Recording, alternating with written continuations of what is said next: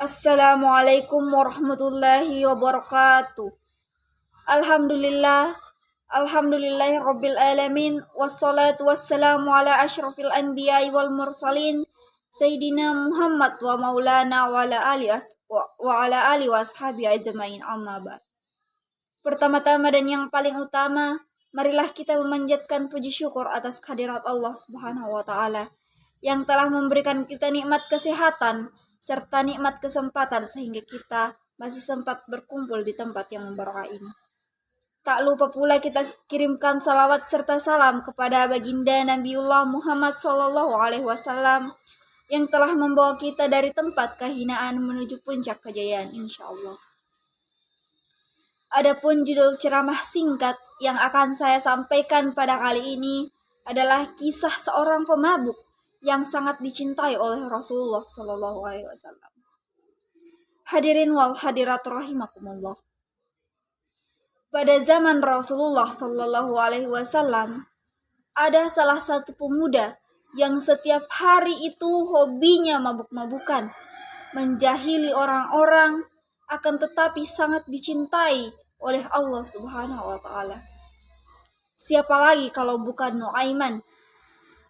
Suatu hari, Rasulullah SAW kedatangan tamu yang merupakan utusan dari berbagai negara dan dengan sengaja datang dan berdiskusi ke rumah Rasulullah untuk mengetahui apa itu Islam, apa itu agama Islam. Para utusan tersebut datang mengendarai kendaraan yang mahal dan mewah pada zaman itu, yaitu unta. Unta yang mahal dengan ukuran yang sangat besar, sehat dan gemuk. Unta-unta tersebut ditempatkan di depan kediaman Rasulullah SAW. Di dekat tempat itu tampak beberapa sahabat Rasulullah SAW yang duduk sambil bercerita pada saat itu menjaga unta yang diparkir di halaman rumah Rasulullah SAW. Di antara sahabat yang ada adalah paman Nabi Muhammad SAW, yakni Sayyidina Hamzah bin Abdul Muthalib. Selang beberapa waktu, lewatlah Nuaiman dengan santainya. Hamzah pun menegurnya, Wahai Nuaiman, akankah kemana kau? Kemana tujuanmu? Kemarilah, ada yang akan kuucapkan, ada yang ingin kuucapkan kepadamu, kata Hamzah pada saat itu. Lalu, Nuaiman pun mendatangi Hamzah sambil memberi seuntai kurma yang sudah sangat matang dan kering. Hamzah melanjutkan ucapannya, Lebih enak lagi daging unta daripada kurma ini menurutku. Dan bukankah sudah lama kita tidak makan daging unta, kata Hamzah. Tiba-tiba pada saat itu mata Nuaiman tertuju pada unta-unta yang sedang diparkir di sebelah rumah Rasulullah. Nuaiman pun berkata kepada Hamzah, Unta siapakah itu? Tanya Nuaiman pada Hamzah. Tamu Rasulullah. Tanya Nuaiman. Kata Hamzah, itu adalah unta tamu Rasulullah. Jawab Hamzah. Nuaiman pergi begitu saja. Dalam hatinya membenarkan bahwa telah lama tidak makan daging unta yang lezat. Tanpa berpikir panjang, unta tamu Rasulullah SAW itu pun dia sembelih. Nuaiman menyembelih unta tamu Rasulullah yang ada di halaman rumah Rasulullah. Lalu pada saat itu Nuaiman pun mendekati para sahabat yang masih duduk seperti keadaan semula, yang masih asik bercerita pada saat itu. Kemudian Nuaiman berkata tanpa ragu sedikit pun,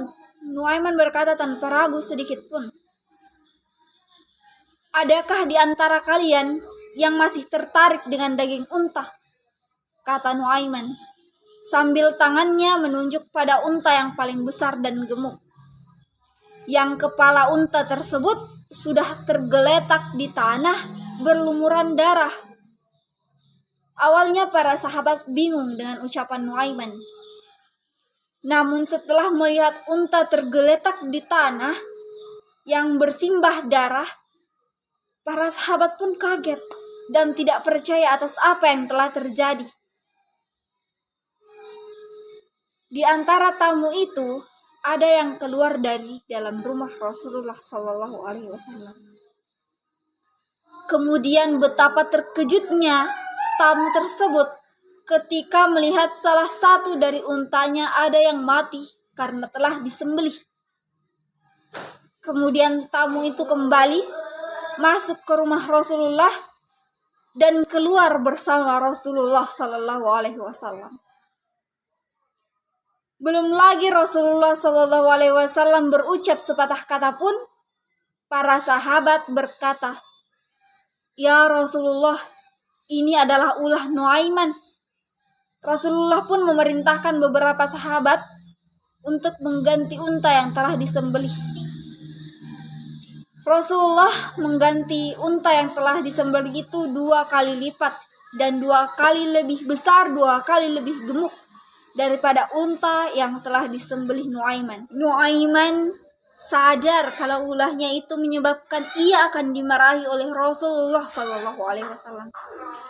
Sehingga Nuaiman pun lari bersembunyi hingga keluar perbatasan kota Madinah pada saat itu. Setelah sampai di perbatasan kota, Nuaiman melihat salah seorang sahabat Rasulullah SAW yang bernama Al-Miqdad, yang ketika itu sedang membersihkan sumur di pekarangan rumahnya. Kemudian Nuaiman pun mendekati Al-Miqdad. Kemudian dia menyapa, "Bolehkah aku masuk ke dalam sumurmu, wahai Al-Miqdad?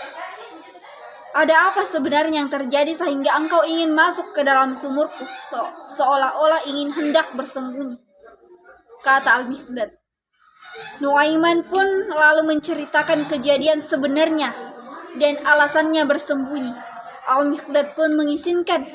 Sebelum masuk ke dalam sumur, Nuaiman memohon pada Al-Miqdad agar tidak memberitahukan kepada siapapun tentang keberadaannya, termasuk Rasulullah SAW. Nuaiman bergegas masuk ke dalam sumur yang baru saja dibersihkan itu.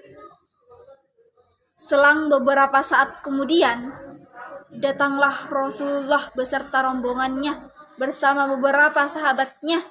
Kemudian Rasulullah dan beberapa sahabatnya itu mendatangi Al-Miqdad untuk menanyakan perihal keberadaan Nuaiman. Al-Miqdad pun kebingungan karena sebelumnya Al-Miqdad telah berjanji kepada Nuaiman untuk tidak memberitahukan keberadaannya. Namun rasa bersalah menggelayati pikiran Al-Miqdad. Sebab yang datang dan bertanya pada saat itu adalah Rasulullah SAW. Kemudian dengan gugup mulut Al-Miqdad berkata bahwa dirinya tidak mengetahui keberadaan Nuaiman. Namun dalam waktu bersamaan, tangannya menunjuk ke arah sumur yang ditutupi dengan pelepah daun kurma. Rasulullah SAW menghampiri sumur itu dan membuka pelepah daun kurma yang ada di atasnya. Terlihat dari atas, Nuaiman berada di dalam sumur itu. Akhirnya Nuaiman ditemukan oleh Rasulullah SAW dan ia disuruh untuk keluar dari dalam sumur tersebut. Sesampainya di atas sumur, Rasul melihat wajah Nuaiman dengan penuh debu. Lalu tangan Rasulullah membersihkan wajah Nuaiman. Rasulullah SAW tidak marah sedikit pun. Ia hanya sambil tersenyum dan terus membersihkan wajah Nuaiman. Kenapa kau menyembelih unta tersebut, wahai Nuaiman?" kata Rasulullah. Dijawabnya oleh Nuaiman dengan seolah-olah tanpa dosa, "Ya Rasulullah, jangan engkau tanyakan kepadaku, tapi tanyakan pada mereka yang ikut mencariku." Ketika pada saat itu Rasulullah menengok ke arah sahabat-sahabatnya. Seketika itu juga Nuaiman kembali melarikan diri lagi.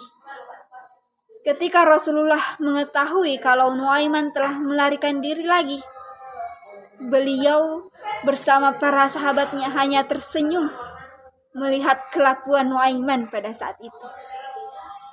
Hadirin dan wal hadirat rahimakumullah. Dari kisah Nuaiman ini kita dapat menarik kesimpulan bahwa orang yang benar-benar, orang yang terlihat soleh-solehah di hadapan manusia belum tentu dijamin masuk surga. Dan orang yang terlihat buruk di hadapan manusia belum tentu menjadi ahli neraka. Lihatlah Nuaiman ini.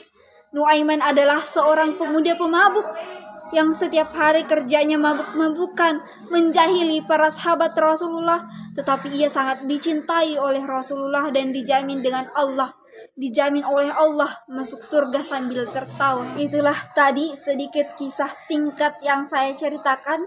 Semoga kita bisa mengambil pelajaran dari apa yang saya sampaikan tadi. Lebih dan kurangnya mohon dimaafkan. Akhirul kalam minallahi musta'an wa alaihi tiklan. Assalamualaikum warahmatullahi wabarakatuh.